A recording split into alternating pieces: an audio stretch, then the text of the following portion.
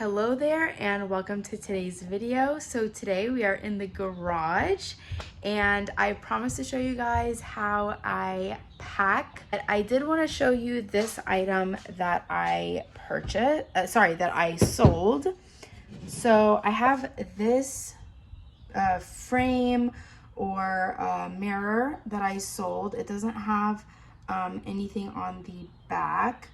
So I actually just came across a very unique way on how to package anything that's flat or frame or that has glass. So I wanted to share that with you today. This can be my first time actually doing it myself. So I don't have a tripod, but hopefully I can get you guys up somewhere where you can see everything that I'm doing. Let me see. There we go. Okay. If only you can see how I have you guys taped to the side of a jug up there. Anyways, okay, so since I have this little divot right here, or like since it's a little bit caved in, I want to put something to make this flat. So I'm going to get some bubble wrap. So here's my bubble wrap.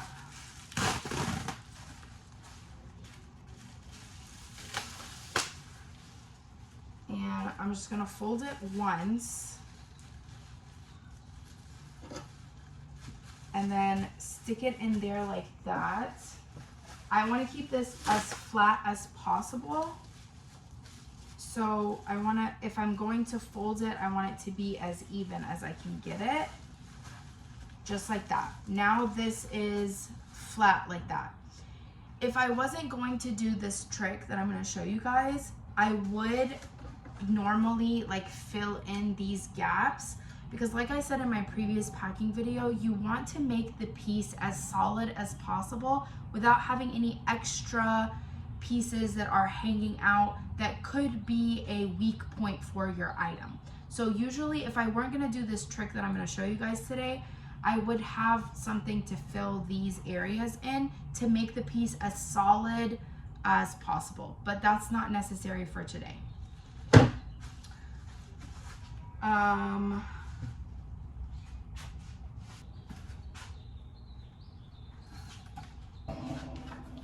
Okay, so this is the box that I'm going to be using for our trick, and I'm going to have to take this apart. So what I'm going to do is I'm going to open this up.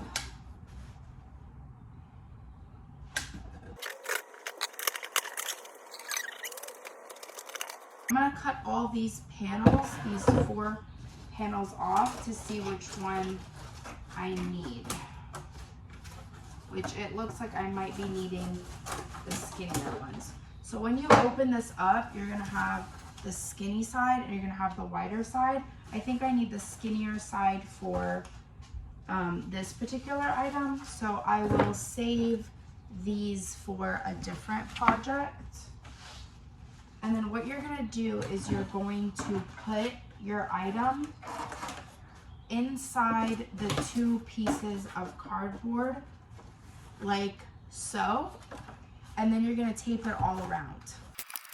So like I said, we're learning this process with each other. I've never done it this way. I've usually just done the paper and bubble wrap method that I usually do, but this is new for me. So I don't want this cardboard rubbing on the hand painting. So I'm gonna just put a couple of pieces of paper in between. So one in the front and one in the back. Just so that, because this paper is much softer than the cardboard.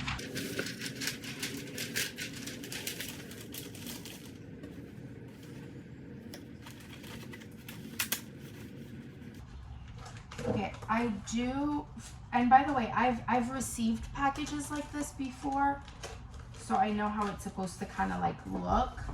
And you don't want to put too much pressure on the item, but you do want it tight enough that the item is not going to slide around. So like that, like you'll have a little bit of a gap, but you don't want to put too much pressure, but at the same time you do not want that item to slide around.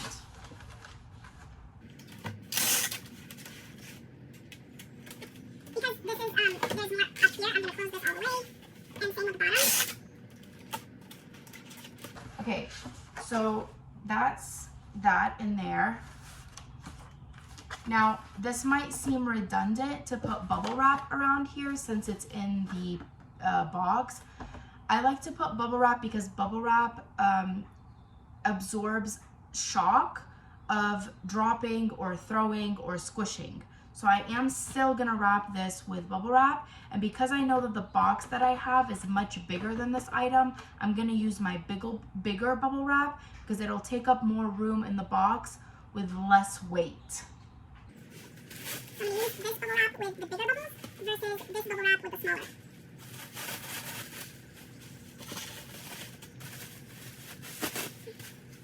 I'm gonna go around one time. I'm just gonna throw this out there now. But I am someone who reuses wrapping material. I am not for buying new material unless it's an emergency. For more cushioning, and again, just to waste some space, I'm gonna use this Amazon cardboard. Sorry, I don't want to show the screen because there is buyer's information on here. So I'm going to try to describe to you what I'm seeing. So if you go on your eBay, you will click on My eBay and then you'll go to Selling. Once you go to Selling, you'll see up on the, either on the top bar or sometimes it's on the side, you'll see Overview, Orders, Listing, Marketing, Store, Performance, Payment, Research, and Reports. You want to go to Orders, and then after you go to Orders, that's where you'll see on the side All Orders, Awaiting Payment, Awaiting Shipping, Paid and Shipped, and Archived. I'm going to go to Awaiting Shipment, and then once I go to Awaiting Shipment, the items that are ready to be shipped will all be listed on this page, and on the left side of the item, you will see Purchase Shipping Label. This is for a desktop. If you're using a phone or if you're using a limited browser, these instructions will vary. I used to do all of my shipping from on my phone, but that Bluetooth system wasn't always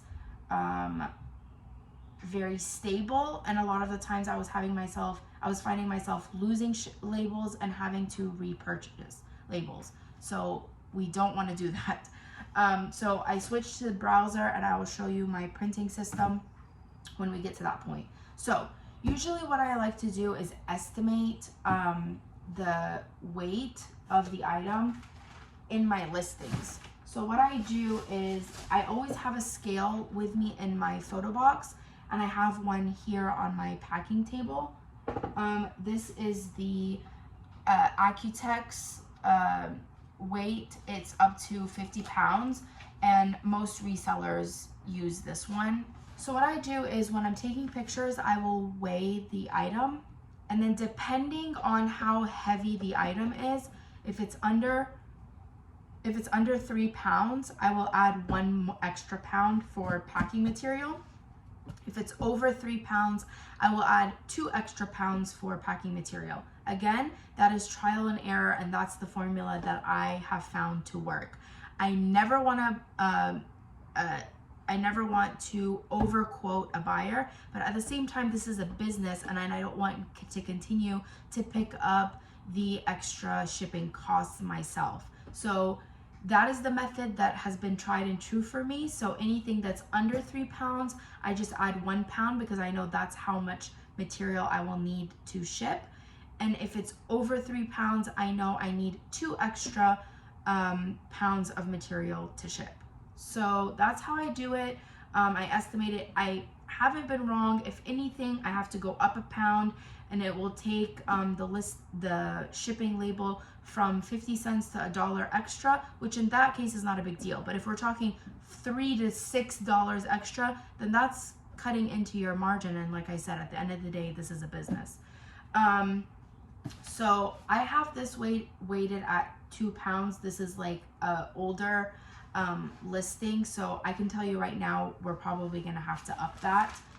But the thing with this, I'm not worried about weight as much as I am worried about the size of the box. So the size of the box will determine as well whether or not your item is going to go up. So this is 18 by 14 by 6. So I'm going to put that in here, which at this point I really don't have a choice because that's what's going to fit this. 18 by 14 by 6. I'm going to press enter. Oh, it actually did not go up. So we'll see with the weight. And also too, you guys have to keep in mind that depending on where the item is going, it might be cheaper. Like for me, I'm on the East Coast, being in Georgia. So anything on the East Coast or half of the Midwest, we're good. Prices won't go up. If we're talking about other side of like other half of Midwest and West Coast, prices go way up. So that's for sure. Okay, so what I'm gonna do is, oh, there goes my measuring, my tape measure. So what I'm gonna do is I'm gonna put some paper down at the bottom.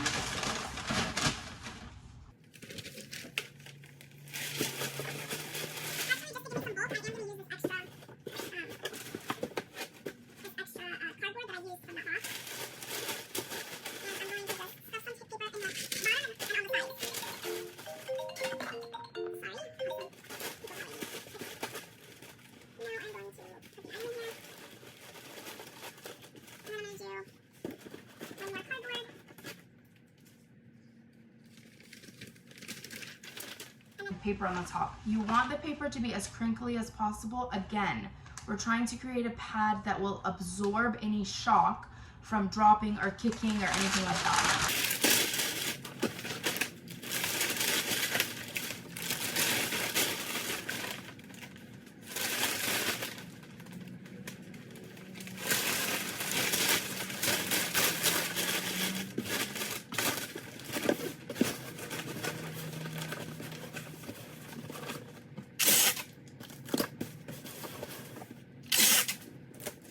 Usually for a breakable item, I want to make sure that I don't have this much give, but because we have so much layer and this is a flat item that I know now is in the middle of the box, I'm not too worried about this give.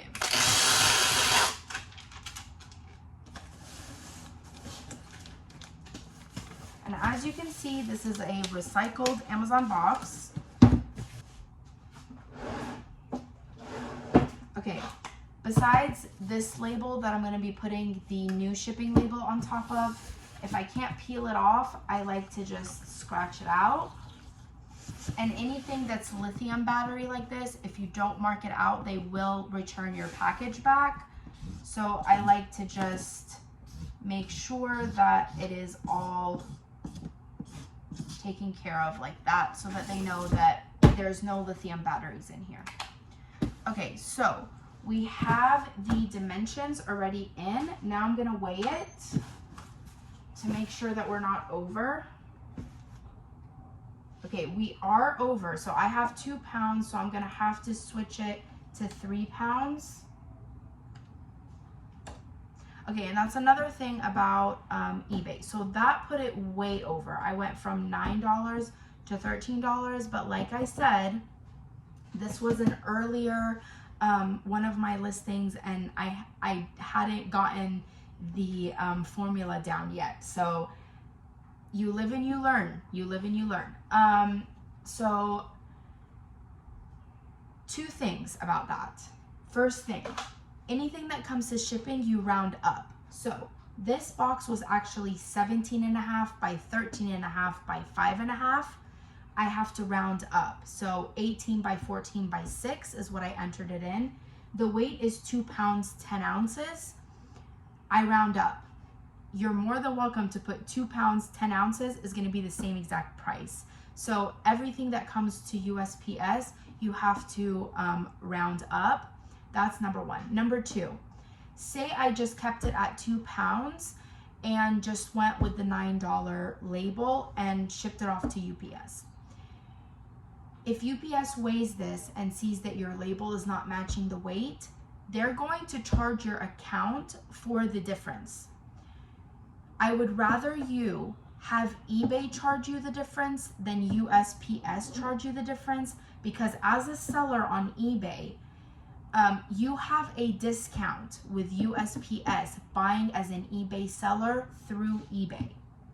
However, if it's just a package, they don't know, it's not coming through the eBay system, they're gonna charge you, I believe it's 25 to 40% more of an upcharge on that label / extra overweight. So if you have to pay extra, which in this case I do, there's nothing I can do about it. I'd rather get it through eBay than for USPS to charge me extra, because that price is going to be higher. If I were to buy this label, this $13 label from USPS, it shows me right here, it would have cost me $17.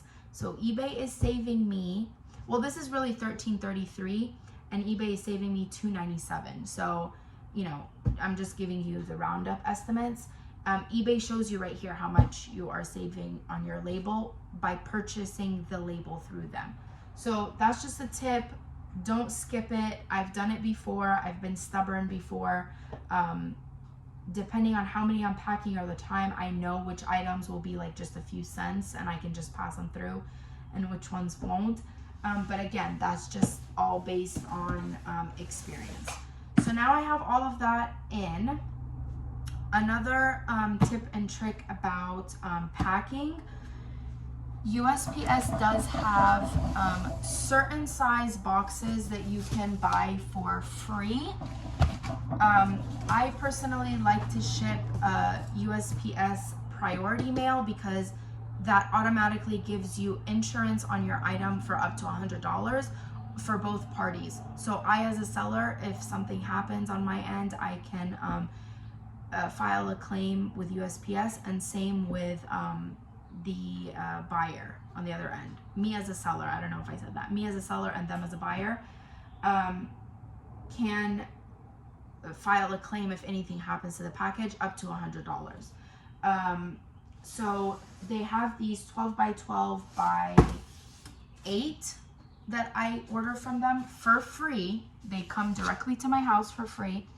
Or these 7 by 7 by 6s for free. They also have wider, shallower ones like this, but I don't really sell a lot of frames and stuff like this. But those two sizes are my most used sizes. However, your buyer does have the option of switching the shipping if you don't otherwise specify. If it's priority, you can ship it in a regular box or in one of those priority boxes. If it's any other label option, USPS or FedEx or UPS or anything else, if it's any other shipping option other than priority, you cannot ship it in a priority box. I've made that mistake. Item came back, I was like, what in the world? And then I realized that the buyer picked another option other than my default of priority, and because it was in a priority box, they sent it back and I had to switch the box out. So that's just a little tip. You can order those boxes for free, but if the buyer has not paid for a priority shipping label, you cannot use those boxes.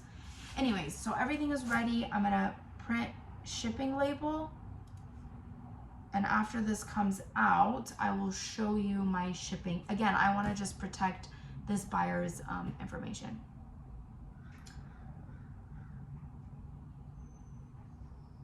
So my computer needs an update, so it's a little bit slower. Press enter and it comes out of the printer over here.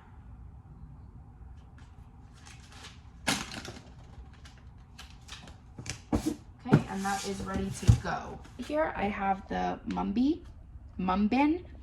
I know a lot of people use, what is it called? The black round one. I forgot what it's called now. It's actually a little bit more expensive than this one, and in 2022, which I bought this last year, this one and another one were top. but the other one that was top was like double this price, and I didn't really need all of the features that it did. So I went with this one. This one was like top as of 2022. Just like overall value and what it does compared to the expensive ones. I love it so far. You guys saw how I just press print and then it comes out, the label comes out of here. And my thing is it saved me a lot of time, because before I would have to print the shipping label off from the printer, cut it out or fold the edges so that it wasn't this big giant paper, and then I would have to use tape to tape it down on all sides so that it wasn't being ripped off the box. This is just a sticker, so I just run it through. That was definitely a spend money to make money investment, and I did not look back. I believe I bought like a package kit with like extra paper and some other connection, I believe, for my computer, and I believe it was only $280, which comparatively either $280 or $180, I can't remember. I believe it was in the 200s, so maybe $230, $280, something like that. You can get it from Amazon. That's where I got it from. Munbyn, Munbyn, and you can use it Bluetooth, but I'm over the whole Bluetooth thing. It's just not stable enough for me. Anyways, I hope you liked that trick. I hope you enjoyed this informational shipping. I'm sure there is more I can say about shipping and packaging and how I have everything set up. This is part of more of my death pile that I was telling you guys about. So we will continue on with that. And then this is also the bin of large vases that I told you guys I was going to get out and put in my garage. This is all inventory that's on Facebook Market all along this shelf. And then I have, of course, extra boxes, all extra boxes. I have some peanuts over here, and I have my bubble wrap. My bubble wrap is in there. I do have some furniture pieces. That shelf, that was my old packing station, and that one was my old packing station, but I can't get rid of it. I still want it. That's on Facebook Market, just some furniture pieces along the side of my garage. But yeah, I've shown all of this before and nothing has really changed since that video. But if you would like a more in-depth explanation of how I have the flow of things in here, I'm more than happy to do that. If there is any questions that you have about shipping that I didn't answer, please let me know. I will definitely be doing more of shipping things because that's something I'm always learning, and it's different for every single package. So anyways, I hope you enjoyed this video. I hope it was helpful to you, and I will see you in the next one. Bye.